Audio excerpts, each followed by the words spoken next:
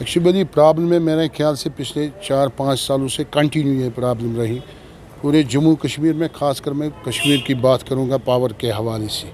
आप देखिए हमारे सार्फिन ईमानदारी से फ़ीस भर रहे पावर के हवाले से। उसके बाद भी जो शेड्यूल है पावर डिपार्टमेंट का, अगर किसी एरिया में 5 घंटे कटलमेंट है, किसी एरिया में 4 घंटे कटलमेंट है, उसके बाद शेड्यूल पे यहाँ का पावर डिपार्टमेंट नहीं चल रहा है। आप देखिए जिस एरिया में 5 घंटे कटलमेंट है शेड्यूल के हिसाब से, वहाँ पर 10 घंटे कटलमेंट रहती है।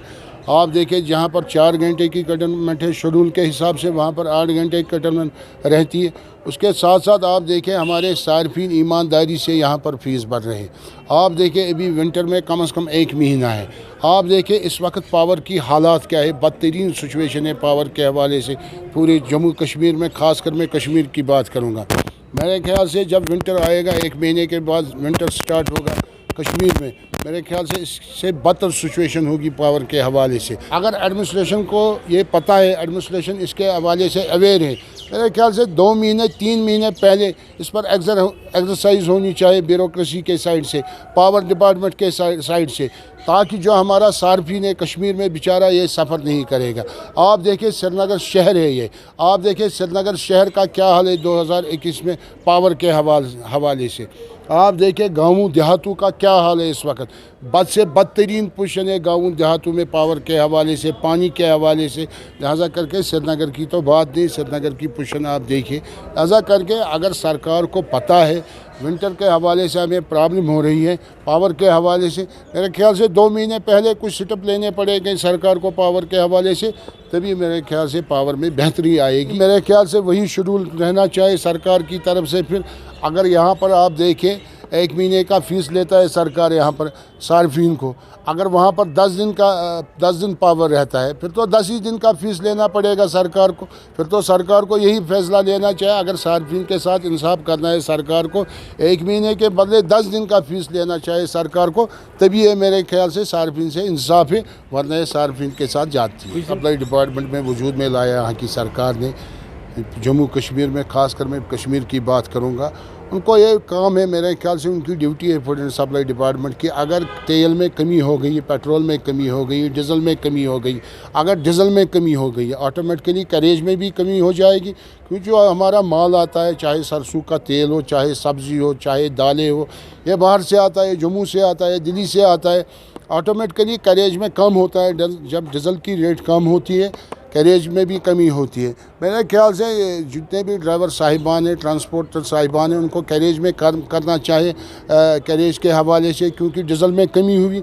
उसके साथ साथ जो डिस्ट्रीब्यूटर हैं हमारे कश्मीर में, चाहे सरसों के तेल के हवाले से हो, चाहे दालों के हवाले से हो, चाहे जो भी किचन के हवाले से एसेंशियल कमोडिटीज़ ज़रूरत है किचन के हवाले से, जो उनके डिस्ट्रीब्यूटर है यहाँ पर कश्मीर में, उस चीज़ में कमी लानी पड़ेगी उनको, क्योंकि तभी इंसाफ है यहाँ के लोगों के साथ। आप देखें सब्ज़ी में कैरेज में कमी आ गई, सब्ज़ी वालों को सब्ज़ी के रेट कम करने पड़ेंगे।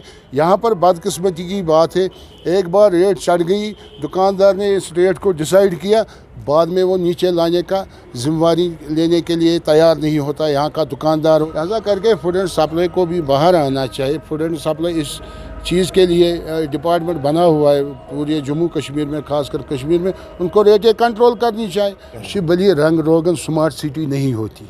आप देखिए किसी भी स्टेट में आप जाइए, हिंदुस्तान के स्टेट में, वहाँ रंग और रोगन से स्मार्ट सिटी नहीं बनती है। स्मार्ट सिटी बनती है रोड वाइडिंग से, रोड से। स्मार्ट सिटी बनती है ड्रेनेज से, स्मार्ट सिटी बनती है वाटर सप्लाई स्कीम से, स्मार्ट सिटी बनती है पावर अवेलेबल होना चाहिए 24 घंटा, उसी को स्मार्ट सिटी कहते हैं। मेरे ख्याल से यहाँ के अफसर इतने प्रेशराइज है इस वक्त, खासकर मैं छोटे अफसरों की बात करूँगा, चाहे वो एग्जीक्यूटिव इंजीनियर हो, चाहे AWE हो, चाहे JE हो, जिनको ये पैसा यूटिलाइज़ करना होता है ग्राउंड पे डेवलपमेंट के हवाले से, वो इतने प्रेशराइज है आज हमारे अफसर कश्मीर में, मेरे ख्याल से वो काम करने के लिए तैयार नहीं है।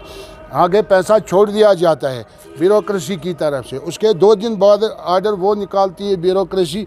अफसर हमारा डर रहा है काम करने के लिए। काम देखो अब जो हमने पैसा छोड़ा सरकार की तरफ से, क्या ये पैसा यूटिलाइज हो रहा है, इससे डेवलपमेंट हो रही है? वो सरकार का हक बनता है, क्योंकि ये लोगों का टैक्स का पैसा है, उस पर सरकार की जिम्मेवारी है।